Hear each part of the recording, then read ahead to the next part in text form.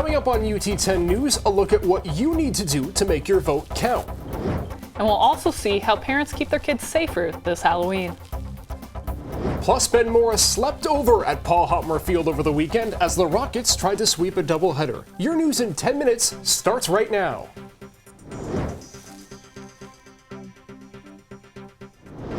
And thank you so much for joining us. I'm Isaac Petyash. And I'm Taylor Dively. According to the Pew Research Center, millennials and Gen Z will be the largest group of eligible voters in 2020. It's a big election coming up, Taylor, and that's why UT10's Zane Omer looked into some common questions that students have about voting. Zane, I'm going to assume there were a lot of them. Well, Isaac, the main questions I came across are where and how students who aren't from the Toledo area can vote.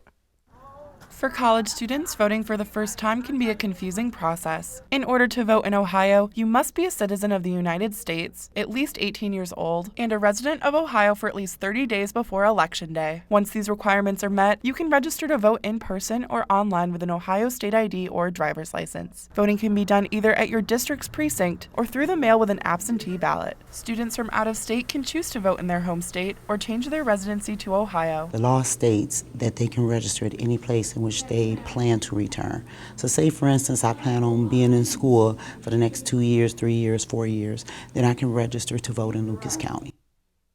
The deadline to register to vote in Ohio for the 2020 presidential election is next March. Back to you, Taylor. Thanks, Zane.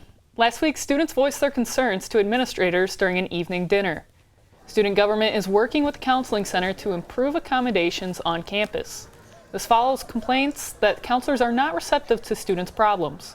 The organization is also hoping to make Sharps containers accessible in all restrooms across campus. 4 restrooms already have them.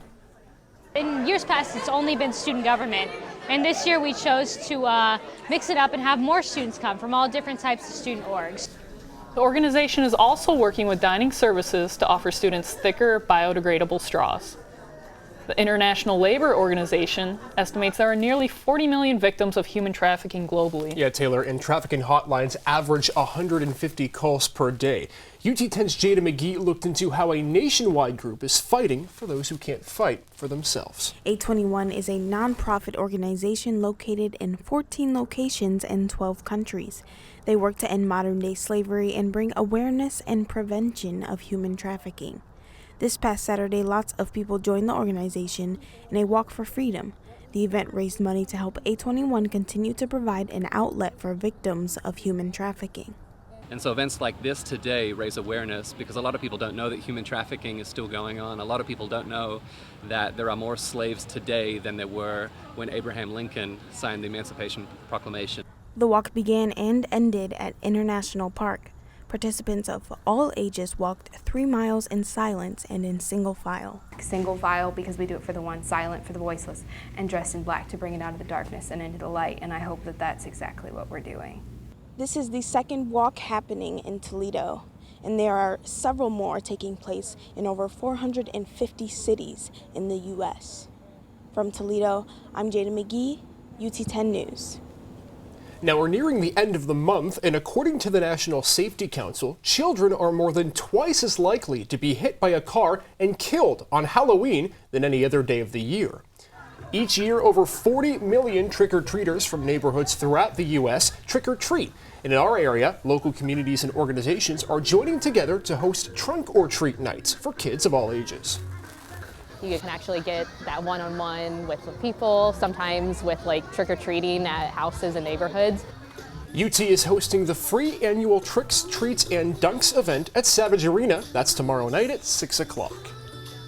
Now, road construction is something that we all have to deal with. Taylor, in the words of our generation, preach. This can add to daily commutes and have huge impacts on local businesses. And that's why UT10's Nick Kozak took to the streets to figure out why we see so much orange. The city of Toledo is no stranger to road construction. In 2019, the city of Toledo will complete roadway construction to 4 major streets totaling $14.5 million in costs. But what people often forget is the impact that these projects can have on local businesses. I mean, people don't really understand how much, these orange cones out in front of your restaurant really impacts the business. Rudy's Hot Dog on Monroe Street is no different when it comes to losing business due to the lengthy repair that started in April of 2019. 6 to 7 months losing maybe you know, $200, $300 a day in business. Doesn't seem like that much, but over that amount of time, it really adds up. Road construction on Monroe Street will be completed sometime this month. However, this doesn't mean you won't see any more orange cones around the streets of Toledo. The City of Toledo has 5 major 2020-21 committed projects, including Douglas Road, York Street, Central Avenue, Wenz Road, and Bennett. I'm Nick Kozak, UT10 News. According to the Bureau of Labor Statistics, the unemployment rate of college grads was 2.1% in August of 2018. UT hosted a networking night last Thursday, and the event gave students the ability to interact with business professionals while also opening up internship and post-graduation opportunities. Students get to experience a lot of great opportunities that these careers and that these companies get to provide to us. And on the other hand, these companies get to be exposed to a lot of strong and high-performing students. Career Horizons, an online resource for job hunting, suggests that you should reach out to 100 people a month in order to build a strong network. According to the Society for Endocrinology, 61% of college students report depression and stress affect their academic performance. This could be a result of too much cortisol. It is a naturally occurring steroid that can cause stress when levels get too high. It can also cause weight gain or Cushing syndrome. UT Fitwell Yoga can help students reduce cortisol. It makes for a more pleasant day. You have more of a focus in your schoolwork. You are less cranky to other people in class or to your instructor. Fitwell services are free to UT students. To find class schedules, visit ut10news.com and click on the Fitwell link.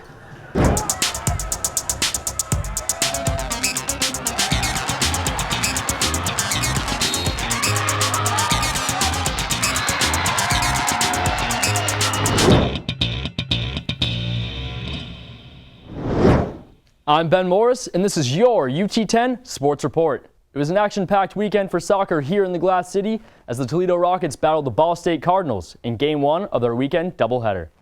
We take to the pitch early as Rochelle Topoleski sends this Rocket free kick into the box, only to be sent away by the Cardinal defense. Next, Kyrie Sang sends the ball toward the goal, prompting keeper Adriana Brewer to make the save through contact. Then, Rocket forward Anita Mancini makes the seal and fires a shot on goal, where Cardinal goalie Tristan Stoutville is there to make the diving save. We take to the second half after a scoreless first as Ball State's Tatiana Mason tries to take advantage of a wide open goal, but fails as she blasts her shot off the crossbar. The Rocket defense remains stingy after the intermission as they shut down the Cardinal attack, sending the ball out of play. The game will remain scoreless until Mancini sacrifices her body to block Stoutville's kick, allowing her to finish the play with an easy goal, with just over 8 minutes left in regulation. The Rockets would hold on for the 1-0 victory, improving their record to 5-10 before their showdown with Miami on Sunday. You know, you got to have a good defensive performance to keep us in the game, and then we were allowed to, you know, Anita scored a great goal to help us get the win. So it was awesome. The Rockets' big win Friday night was a sign of good things to come for their Sunday afternoon matchup with Miami. And speaking of Sunday, let's get down to weekend game number 2. In the first half, Sheridan Boofy redirects this corner looking to score, but Miami's Izzy Vicari says not today. The Rockets and Redbirds were tied 0-0 at the half. In the second, with Miami on the attack, Jordan King aims to take the lead, but her shot is just high as it deflects off the crossbar. Still knotted up late in the game, Toledo prevails as Anita Mancini buries this goal, her second of the weekend, proving to be the Rockets' hero. It just comes down to everyone on the field doing their job, and both goals, that's what they did. Ashton played an absolutely amazing ball into Alex, and we were all in the right spot, so it's just a matter of we know if we're in the right spots, we're going to get a goal. The Rocket football team was on the road Saturday versus Ball State. It was a tough afternoon for UT as they fell behind early and couldn't recover in a tough 52-14 loss. Toledo will be back at home Saturday to face EMU. That's it for UT10 News. For the latest breaking news from campus and bios from all UT10 reporters, go to our website, ut10news.com. For Ben Morris and Taylor Dively, I'm Isaac Petcash. So long. We'll see you next week.